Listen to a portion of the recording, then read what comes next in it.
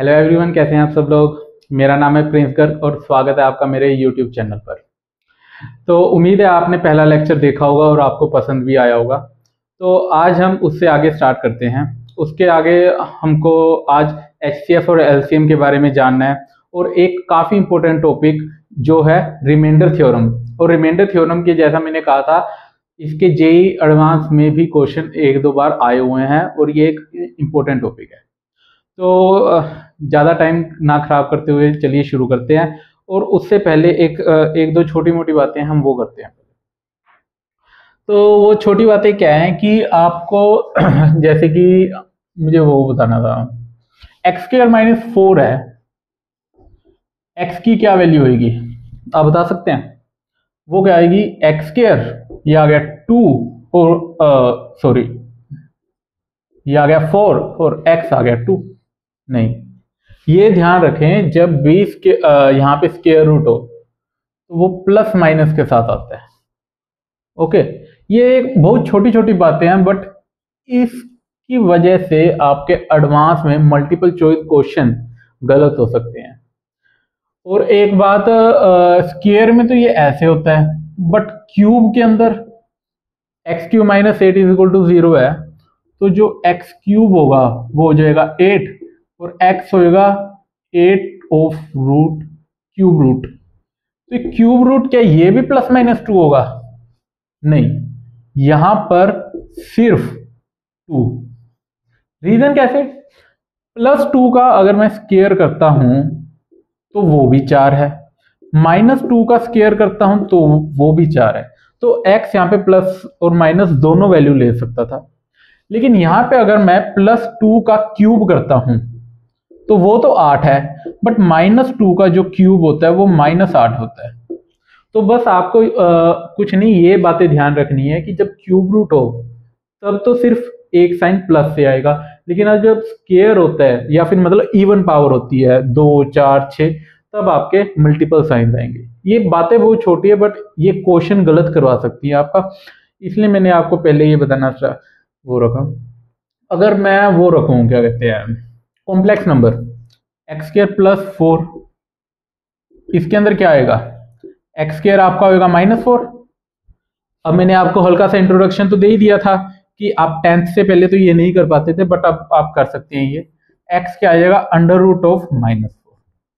Under root of -4 को मैं कैसे लिख सकता हूं, under root of -1 into under root of 4। ठीक है, इसको मैंने आपको बताया था, ये क्या होता है, आयोटा,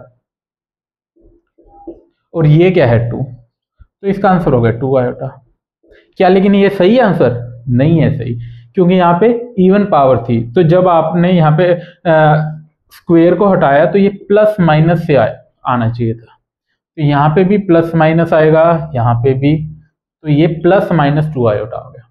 तो ये बस एक बेसिक सी बात थी जो मुझे लगा बता देनी चाहिए आपको।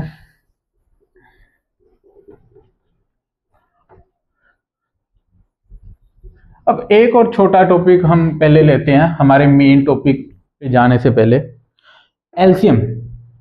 एलसीएम क्या होता है? एलसीएम बहुत बच्चों को पता होगा। एलसीएम आपने 5th में 6th में आई थिंक पढ़ा होता है, या 7th 8th में। ये होता है least common multiple, least common multiple. Example कैसे? एग्जाम्पल है कि मुझे 2 4 8 का एलसीएम बताना है। 2 4 8 का एलसीएम क्या होगा, 8। 4 8 16 का 16। आपको आता होगा एलसीएम निकालना, नहीं आता तो मैं बता देता हूं। जैसे हम बचपन में किया करते थे कि क्या होता था, 2 4 8, तो यहाँ पे हमने 2 से किया, ये आ गया 1, 4/2 2, 8/2 4, तो यहाँ पे मैंने 2 से किया, तो यहाँ पे वापस 2 से, जब तक 1 1 1 नहीं आता फिर हम इनकी मल्टीप्लाई कर देते हैं, तो ये आ गया 8। ठीक है, 4 8 16 में भी आप सिमिलरली ऐसे निकाल सकते हैं कि वो कैसे आपको 16, ये बिल्कुल बेसिक है जो मैं एक बार आपको बता दूं ये बेसिक चीजें। आप एक चीज नोटिस की होगी, जो HCF होता है उसका नाम होता है highest common factor. Highest common factor, ये नाम में तो ये लीस्ट है और ये हाईएस्ट है, लेकिन उल्टा होता है, एलसीएम बड़ा आता है और HCF आपका छोटा आता है। तो एक पॉइंट जो आपको याद रखना है कि HCF एलसीएम से हमेशा छोटा होता है। ये पॉइंट आप जरूर ध्यान रखें। इस पे मैं आप पे आगे ट्रिक क्वेश्चन भी पूछूंगा, फिर आप देखिए। तो ये तो आ गया सिंपल नंबर्स का, आपको HCF और LCM निकालना आ गया।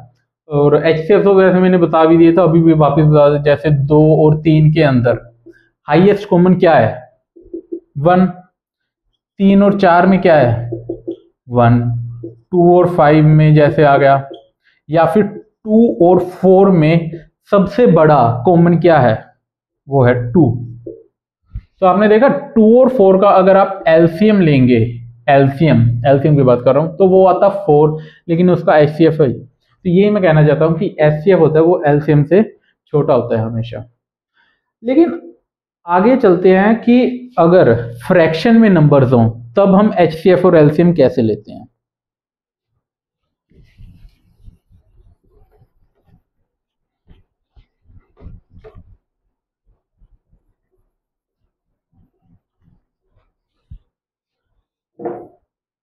अगर मुझे जैसे HCF लेना है, कोई नंबर मेरे पास कैसा है? A/B, B/C, A और ये यहाँ पे इंटीजर्स हैं, C/D, E/F। अब इनका मुझे HCF लेना है, तो वो मैं कैसे लूँ? आपको क्या करना है कि ऊपर वालों का तो HCF ले लीजिए, A, C और E का, और डिवाइड कर दीजिए LCM से नीचे वालों के। ठीक है, मैं एग्जांपल से आपको बताऊंगा ये। ऐसे ही सिमिलरली अगर मुझे LCM लेना है, A/B, C/D और E/F, तो आपको क्या करना है? HCF के वक्त HCF ऊपर था और LCM नीचे था। LCM के वक्त में LCM ऊपर आएगा, LCM ऊपर वालों का, और नीचे आ गया HCF, ये आ गया BDF का। बेसिकली जो भी आप निकाल रहे हैं वो चीज ऊपर आती है। ठीक है, एग्जाम्पल लेते हैं कोई एग्जाम्पल, मैं नोटबुक में देखता हूं एग्जाम्पल। ये सही है। HCF आपको निकालना है 4/17, 8/14 और 12/14। आप एक बार वीडियो पॉज करके इसको ट्राई जरूर करें। वैसे तो आपसे हो ही जाएगा, मैंने फॉर्मूला बता ही दिया। मुझे उम्मीद है आपने वीडियो पॉज करके किया होगा। आप बीच बीच में वीडियो पॉज करके जो जो मैं क्वेश्चन देता हूं ना वो जरूर करें। नोट्स मैंने जैसे पहले लेक्चर में भी बताया था, आपको बनाने की जरूरत नहीं है।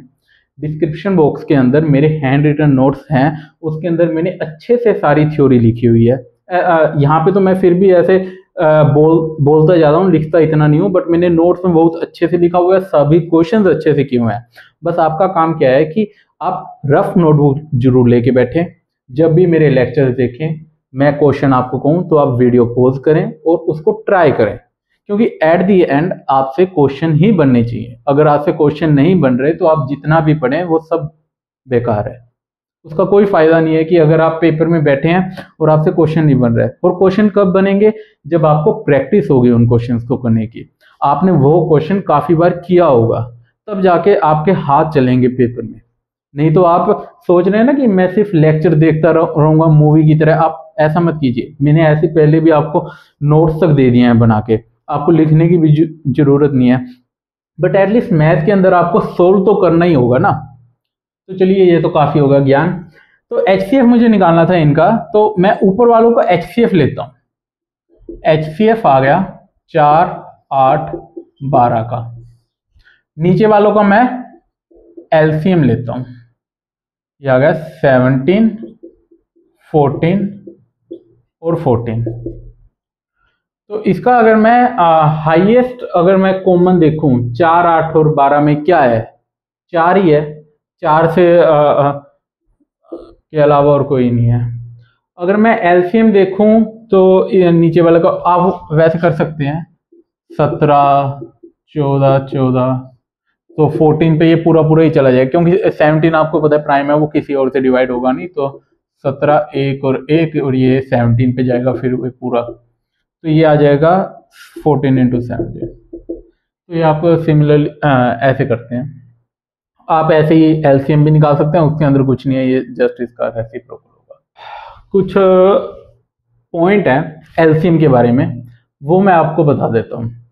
एलसीएम का पहला पॉइंट क्या कहता है कि अगर आप एलसीएम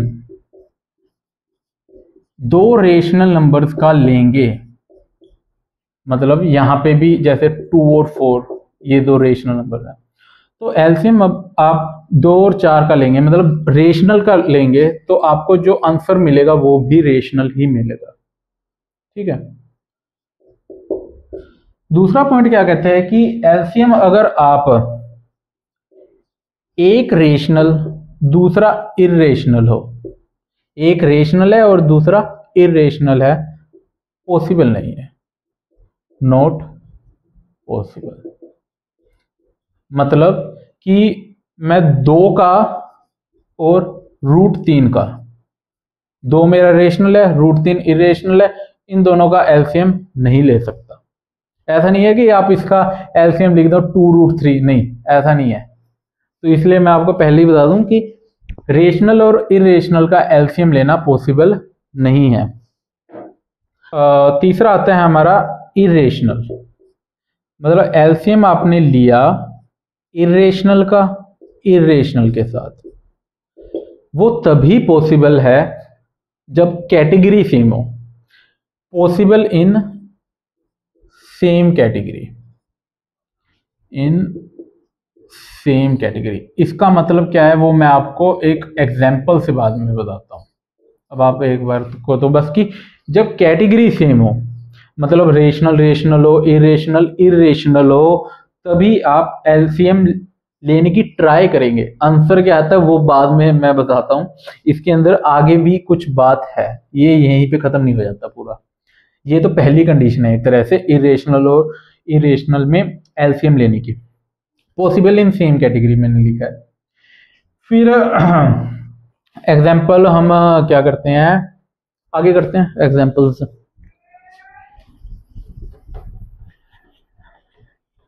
पहले तो आपको इजीली समझ आ चुके होंगे कि रेशनल रेशनल का लेना। थर्ड वाले पॉइंट पे मैं एग्जाम्पल लेता हूं आपको समझाने के लिए।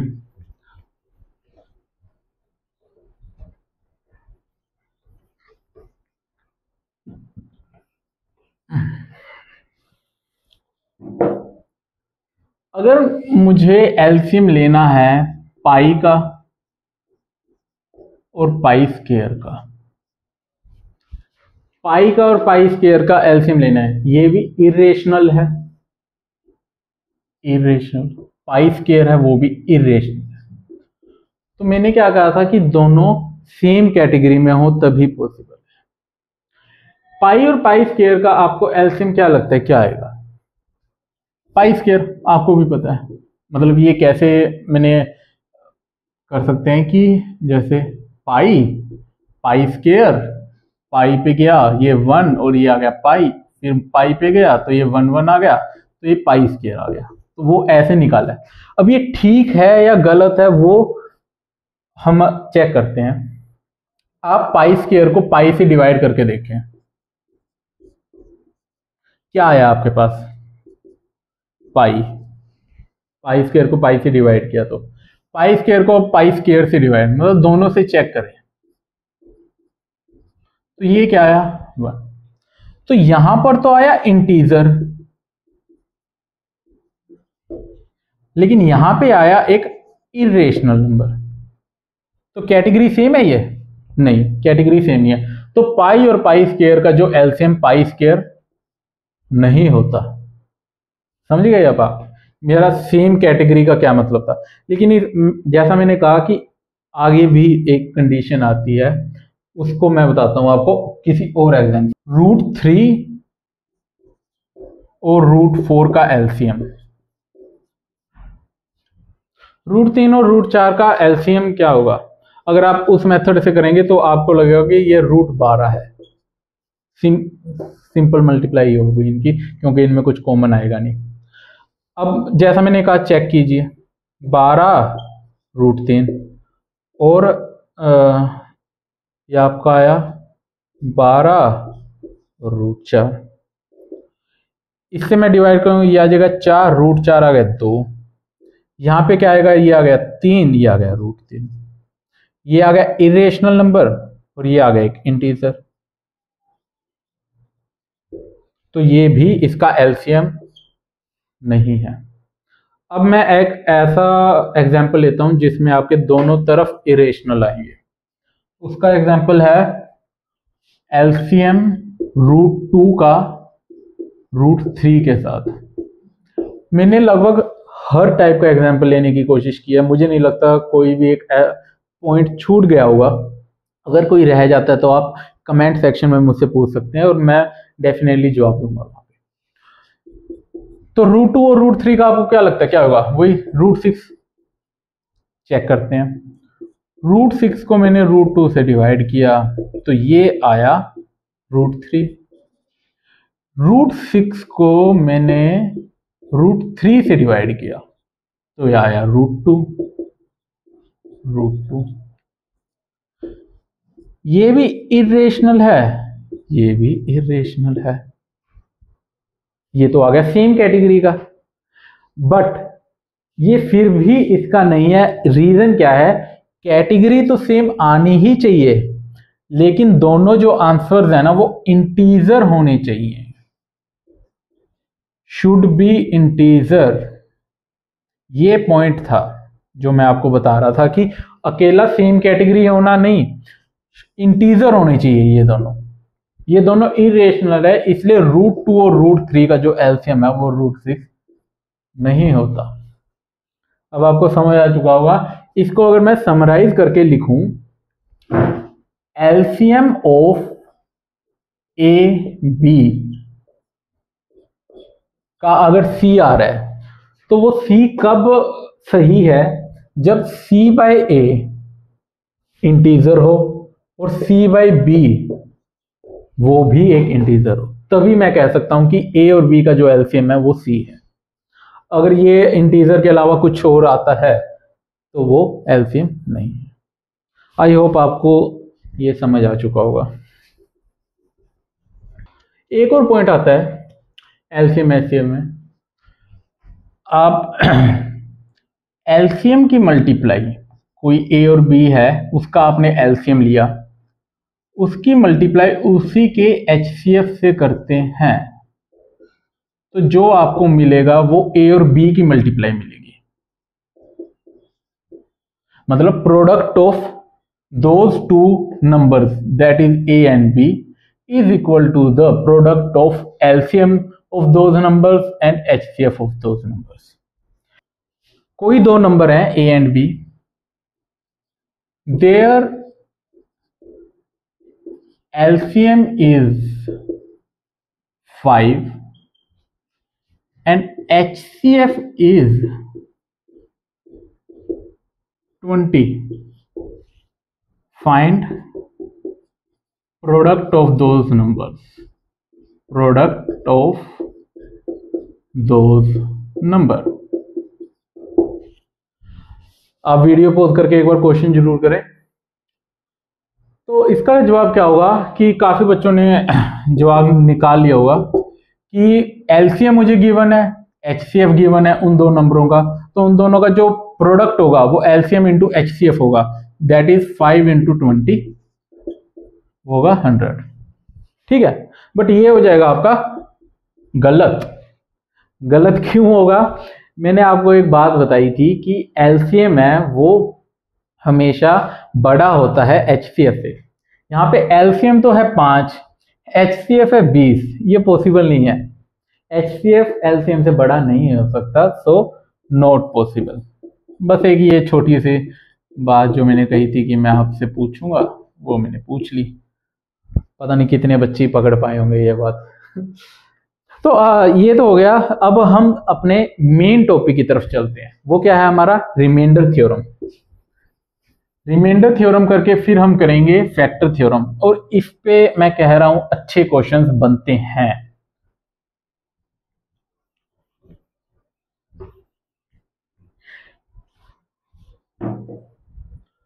तो स्टार्ट करते हैं रिमाइंडर थ्योरम से।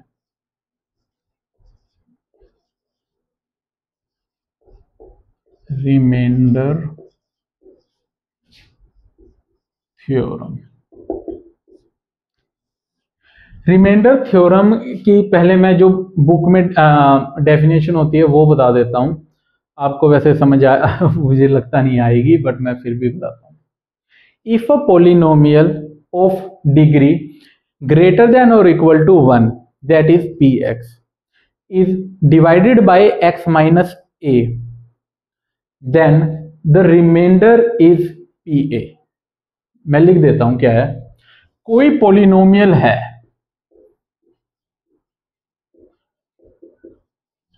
जिसकी जो डिग्री है वो एक या एक से बड़ी है, मतलब कि x, x square, x cube, ये बातें चल रही हैं कि एक से ज्यादा डिग्री की, ठीक है।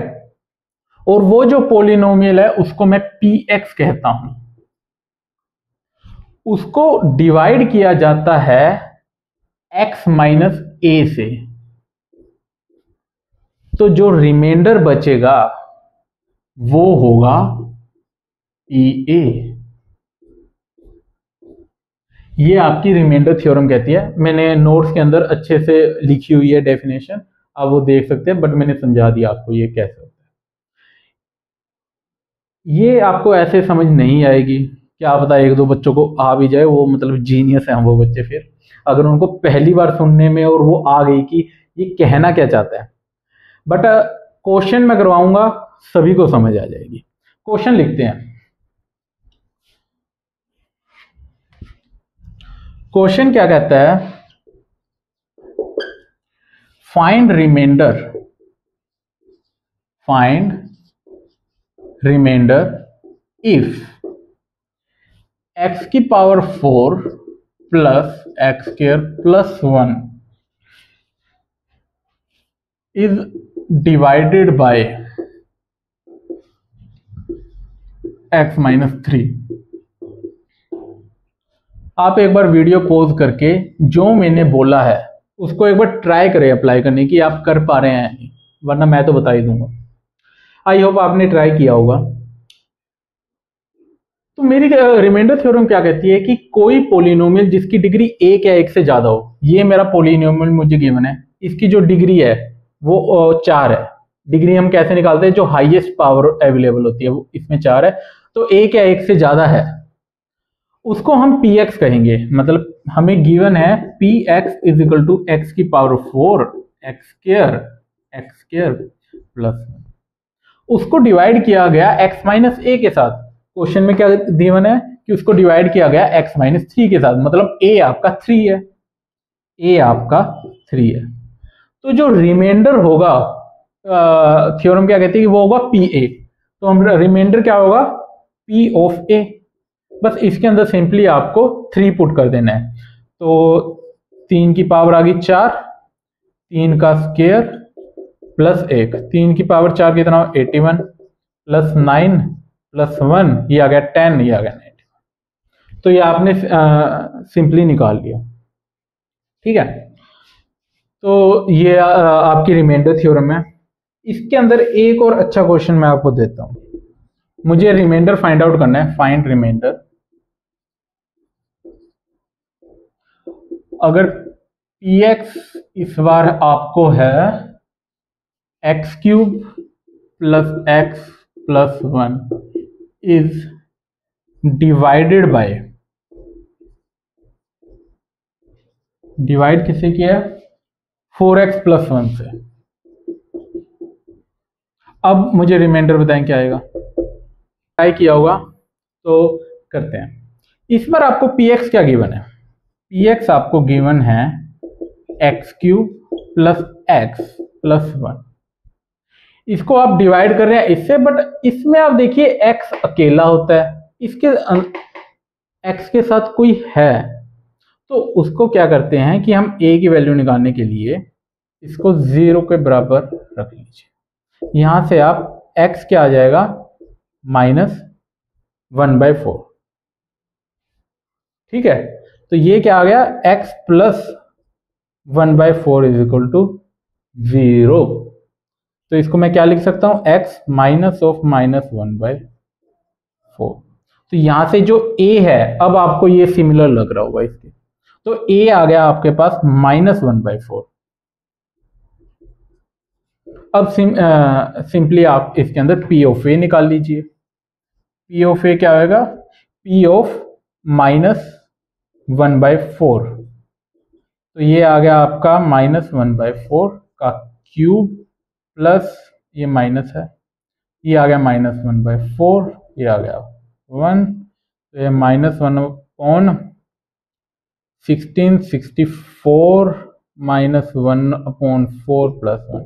ये आप सोल्व कर सकते हैं, ये आपका आ जाता है। ये आ गया। हम चलते हैं फैक्टर थ्योरम पर।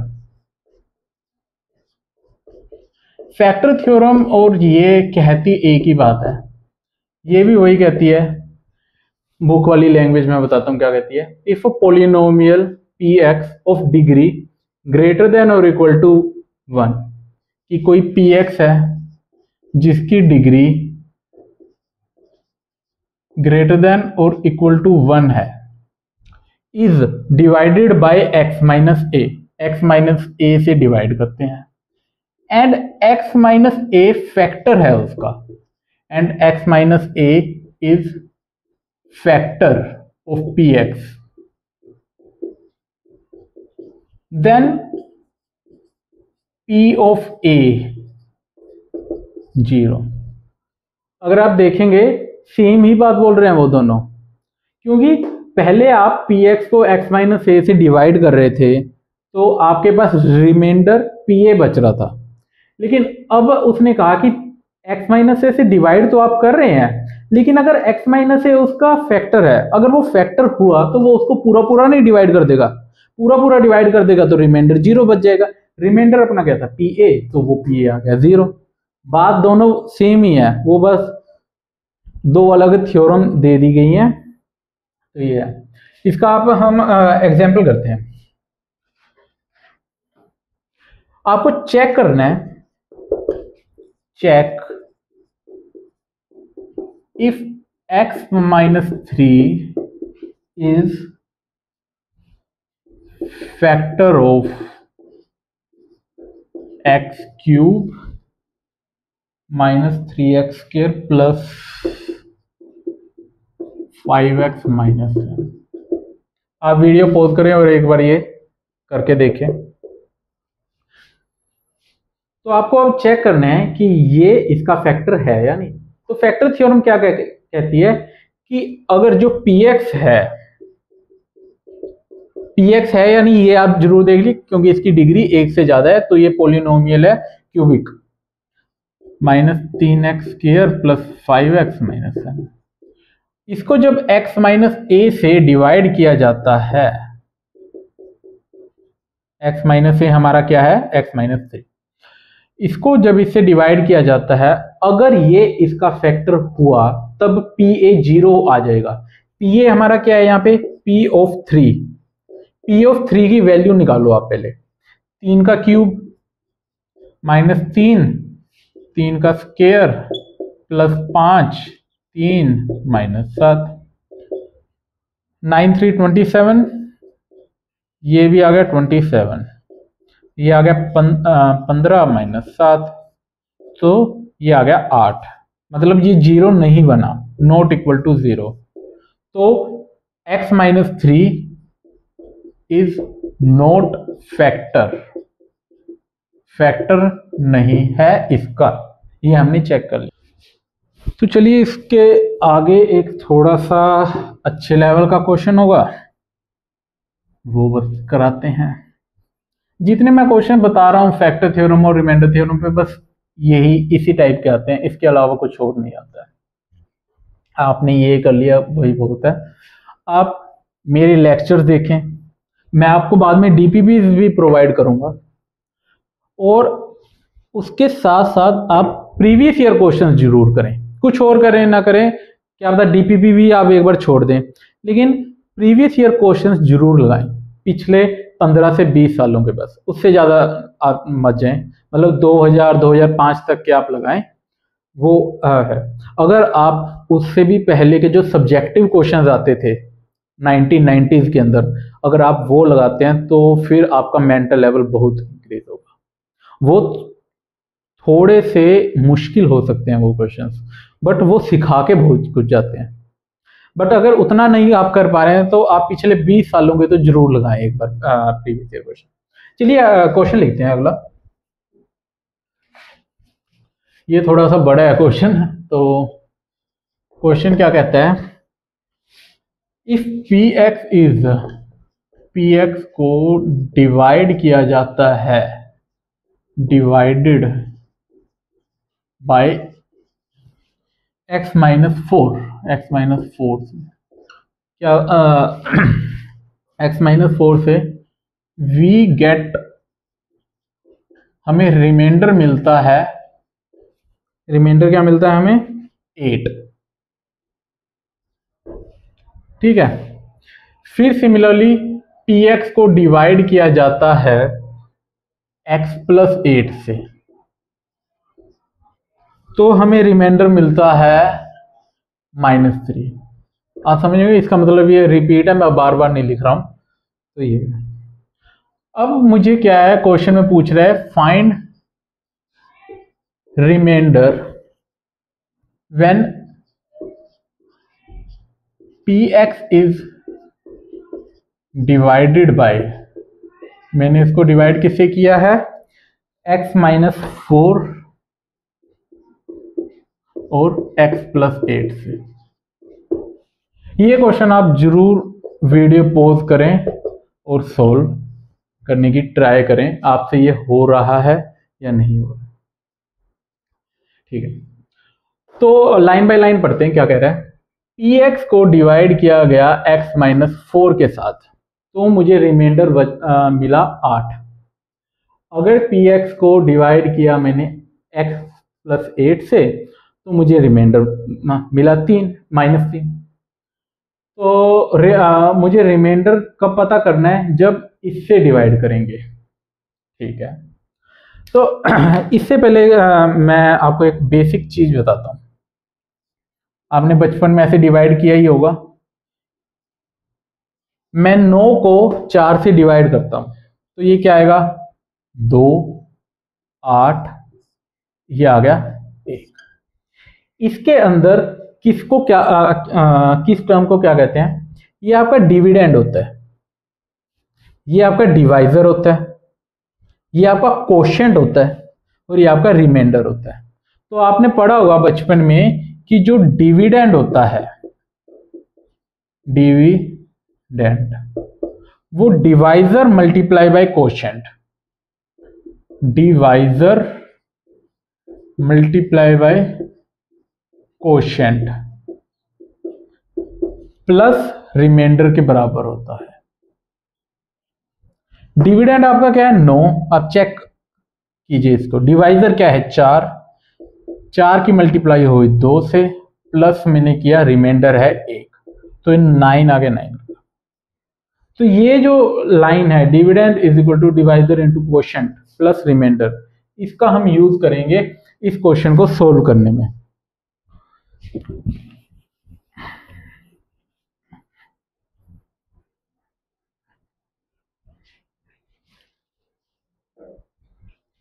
जो आपका डिविडेंड है, किसको डिवाइड किया जा रहा है, px को, मतलब डिविडेंड आपका आ गया px। जो डिवाइड करने वाला है वो क्या है, x माइनस 4, x प्लस 8, मतलब in general x minus a को डिवाइड किया। कोशेंट क्या आया हमें नहीं पता, कुछ q आया हुआ कोशेंट, प्लस कुछ रिमाइंडर बचा है rx। तो ये जनरल फॉर्म हो जाती है p x is equal to x minus a q x plus r x. X minus a की जगह आप कुछ और भी, मतलब ये तो मैंने ऐसे ही लिख दिया, आप इसको फंक्शन में भी p x is equal to f x q x plus r x ऐसे भी लिख सकते हैं, वो तो जस्ट आपको समझ आ जाए इसलिए मैंने एक्स माइनस ए लिखा है। तो अब ये वाली चीज है, अब इसको अप्लाई करते हैं हम। हमारा जो पी एक्स है, पहला पी एक्स को डिवाइड किया गया किससे, एक्स माइनस फोर से। अब पी एक्स क्या है मुझे नहीं पता, उसको एक्स माइनस फोर से डिवाइड करके क्या क्वोशंट आता है वो भी नहीं मुझे पता, लगा लीजिए वो आता है कुछ Q1, लेकिन रिमाइंडर क्या है वो है 8। ठीक है, ये हमारी पहली स्टेटमेंट होगी। दूसरी स्टेटमेंट क्या कहती है कि पी एक्स को x प्लस 8 से डिवाइड किया, तो x प्लस 8 से डिवाइड करने पर कुछ क्वोशंट आएगा, लेकिन वो इसके सेम नहीं होगा क्योंकि यहाँ पे हम x माइनस फोर से डिवाइड कर रहे हैं, यहाँ पे x प्लस 8 से, तो वो क्वोशंट कुछ अलग है, लगा लीजिए Q2x।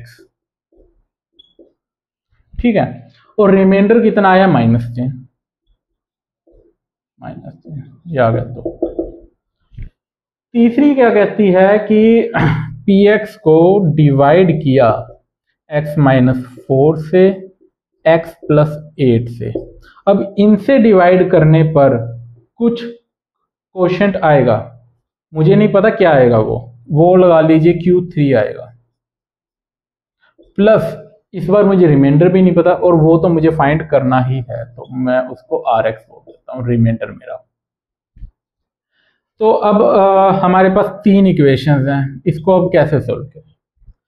अगर आप यहां पे चेक करें, इसके अंदर मैं 4 डालूं, P ऑफ 4, P ऑफ 4 की वैल्यू मैं यहां से क्या निकाल सकता हूं कि P ऑफ 4, यहां पे मुझे 4 गिवन था, P ऑफ 4, 4 माइनस 4 0, ये पूरा 0 हो जाएगा और मेरे पास सिर्फ 8 बच जाएगा, मेरे पास एक वैल्यू आ गई।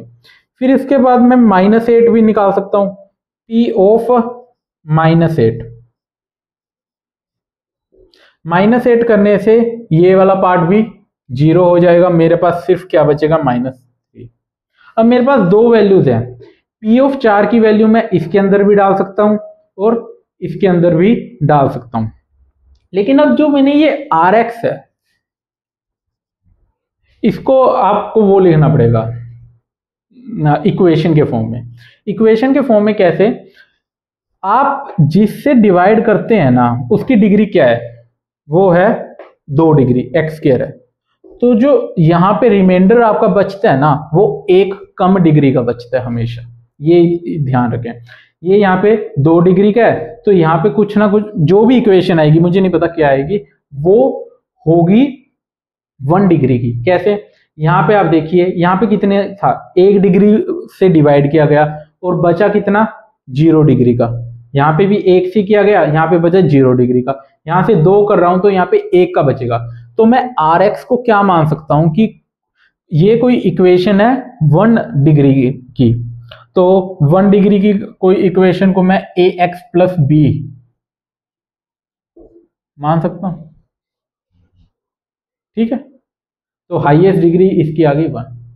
तो इसके अंदर अब मैं P ऑफ 4 पता करूंगा, P ऑफ 4 मैं इसके अंदर पुट करूंगा, जैसे ही मैं 4 पुट करूंगा P ऑफ 4 यहां पे आएगा, P ऑफ 4 की वैल्यू कितनी है 8, तो 8 इज इक्वल टू 4 पुट करते ही यहां पे हो जाएगा 0, 0 की मल्टीप्लाई इनसे हो जाएगी, ये हो जाएगा पूरा 0। ठीक है, और फिर मैं यहां पे आऊंगा आगे, तो यहां पे आएगा 4 इंटू ए, 4a प्लस b, एक आपके पास आ गई ये इक्वेशन। सिमिलरली -8 को पुट कीजिए इसमें, P ऑफ -8 मुझे कितना गिवन है, -3, -8 पुट करते ये 0 हो जाएगा और ये पूरा 0 हो जाएगा। ये पूरा जैसे ही 0 हो जाएगा, फिर मेरे पास AX प्लस B बचेगा, इसके अंदर अब मैं पुट करूंगा -8 क्या आ जाएगा यहाँ पे, -8A plus B। 2 equation 2 variable a और बी की वैल्यू निकाल लीजिए। ए और बी की वैल्यू इसमें डाल दीजिए, ए एक्स प्लस बी में, ये आपका रिमाइंडर था, वही आपका आंसर होगा। अब इसको आप हम कर लेते हैं सिंपली, पहले बी निकाल लेते हैं, दोनों को माइनस करके, माइनस करूंगा तो इसका साइन चेंज हो जाएगा, ये आ जाएगा 11 और ये आ जाएगा +8 ए, ये आ गया 12 ए, तो ये आ गया 11/12 ए।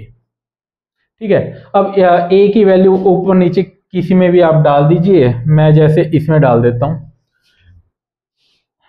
तो यहाँ पे आ गया 8, 4 ए की वैल्यू आ गई 11/12 प्लस बी, तो मैंने इसके अंदर डाल दिया, तो यहाँ पे आ गया 1, ये आ गया 3, 8 में से 11/3 गए, तो ये आ गया 24। एलसीएम लेना आपको आता ही होगा, वो मैंने बता ही दिया।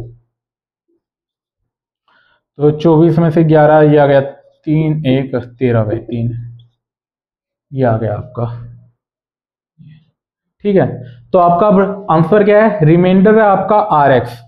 आर एक्स क्या है, ए एक्स प्लस बी, ए है आपका 11/12, ये आ गया एक्स प्लस बी आ गया आपका 13/3, तो ये आपका आंसर है।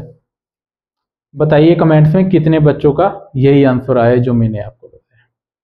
इसके बाद बस एक और क्वेश्चन और फिर हमारा ये टॉपिक खत्म हो जाएगा।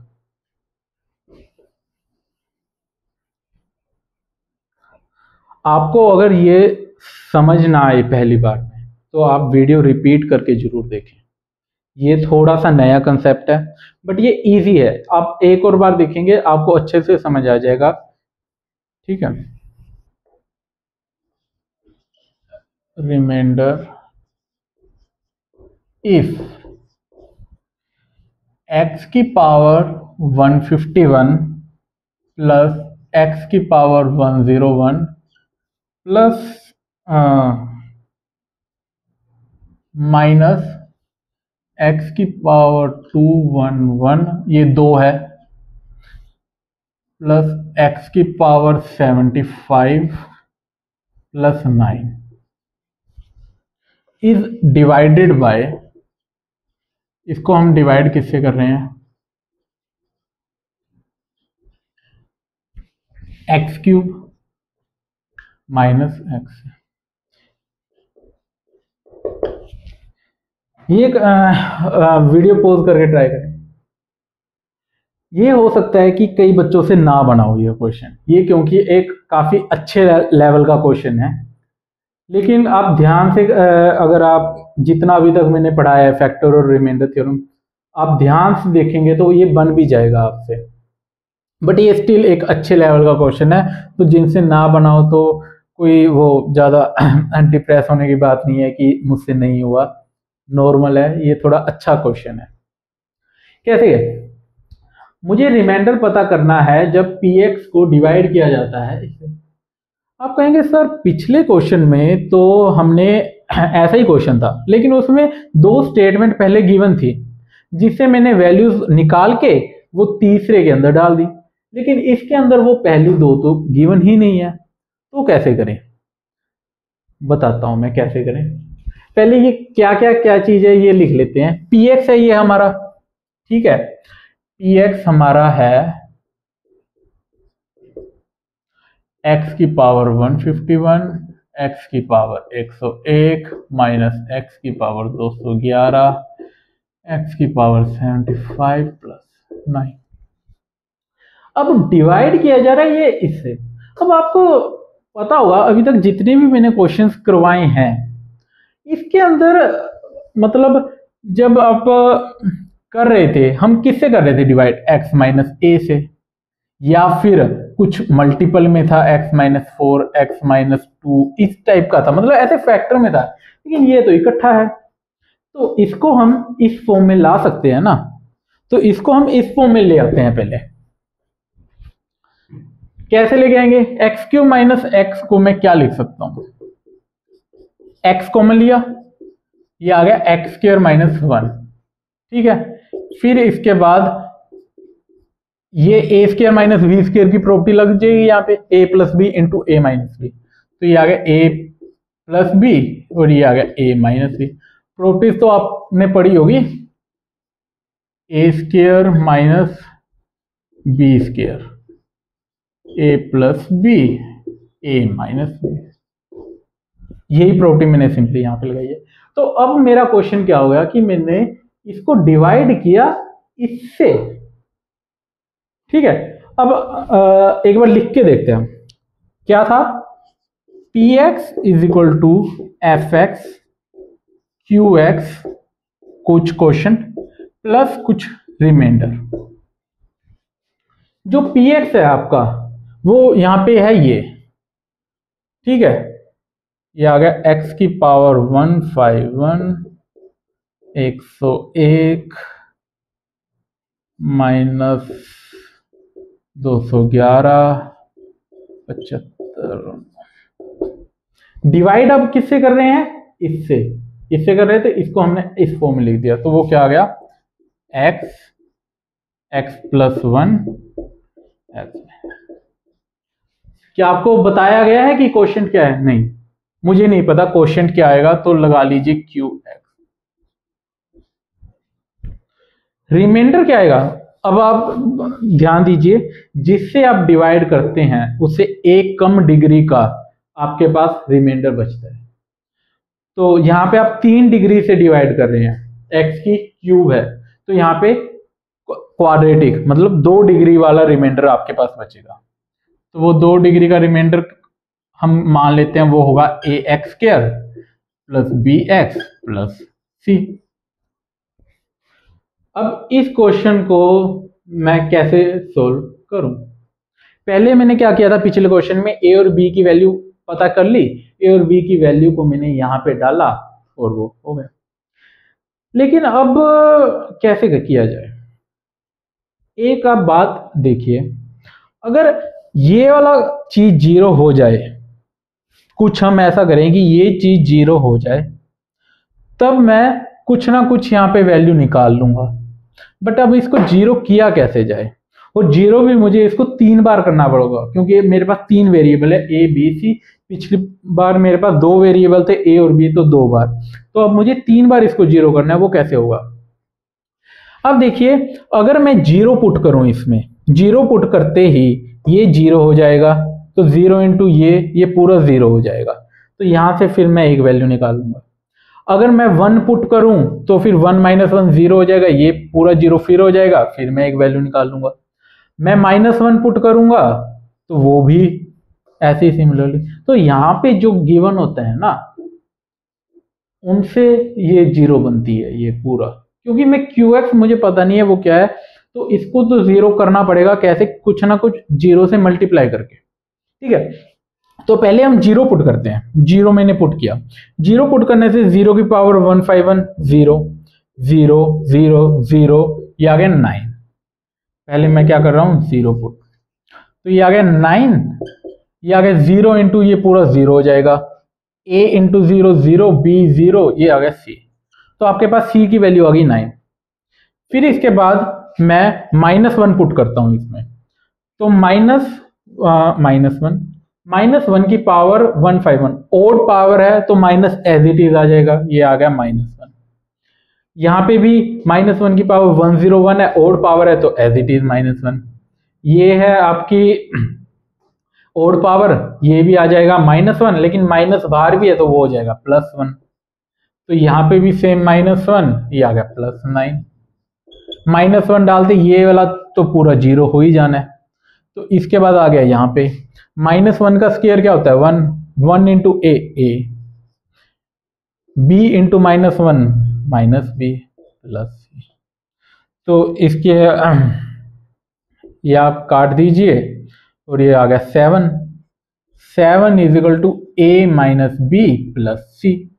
सी की वैल्यू मुझे पहले ही निकाल ली है, वो है 9, तो आप इसमें पुट कीजिए c, और यहाँ पे आ गया माइनस, तो ये आ गया -2 is equal to a minus b. एक आपके पास ही आ चुका है। सिमिलरली मैं यहाँ पे क्या पुट करूंगा, 1, तो 1 के साथ 1 + 1, अब मैं ओरली कर लेता हूँ, 1 और 1 2, 2 - 1 1, 1 + 1 2, 2 + 9 11। 1 पुट करते ये सारा आपका 0 हो जाएगा। और यहाँ पे क्या आ जाएगा 1 a into 1 1 plus b into 1 1 और ये आ गया a plus b plus c. C मुझे कितना पता है 9 है, तो यहाँ पे आ जाएगा 2। अब मेरे पास a प्लस बी है, a माइनस बी है, इनसे मैं a और b निकालूंगा। दो इक्वेशन, दो वेरिएबल, -2, ये आ गया a माइनस बी। इन दोनों को अगर मैं ऐड करता हूं तो वो क्या आ जाएगा, ये आ जाएगा 0। मैं यहां पे ऐड करता हूं तो ये आ गया 0 is equal to 2a plus 0, मतलब a आ गया आपके पास 0। अब a को उठा के यहां पे डाल दिए, a आ गया 0 तो b आ गया 2। आप ये निकाल सकते हैं। तो मेरे पास वैल्यू क्या आ गई, a आ गया 0, b आ गया 2, c आ गया 9। मेरा रिमाइंडर क्या था, ax square plus b x plus c. तो इसके अंदर आप पुट कर दीजिए इनको, तो वो आ जाएगा 0 हो जाएगा ये तो, और 2 आ जाएगा 2b प्लस 9। ये आपका आंसर है। आई होप काफी बच्चों का हो चुका होगा। ये एक अच्छा लेवल, ये एक एडवांस लेवल का क्वेश्चन है। ये जेई मेंस लेवल का नहीं है, जेई मेंस में नहीं आएगा ये क्वेश्चन, ये एडवांस लेवल का क्वेश्चन। तो आई होप आपको मेरा ये लेक्चर अच्छा लगा होगा, आपको सब कुछ समझ आ चुका होगा। अगर आपको कुछ समझ नहीं आता तो आप एक और बार देखें, फिर भी नहीं आता आप कमेंट करें, मैं कमेंट में आपका जरूर जवाब दूंगा। और मेरे चैनल को सब्सक्राइब जरूर कर लें, सो दैट आपको ऐसे नए नए लेक्चर्स मिलते रहें, और बेल आइकन भी जरूर दबा दें तो आपको पता लग जाए कि सर ने आज लेक्चर अपलोड कर दिया है। तो थैंक यू।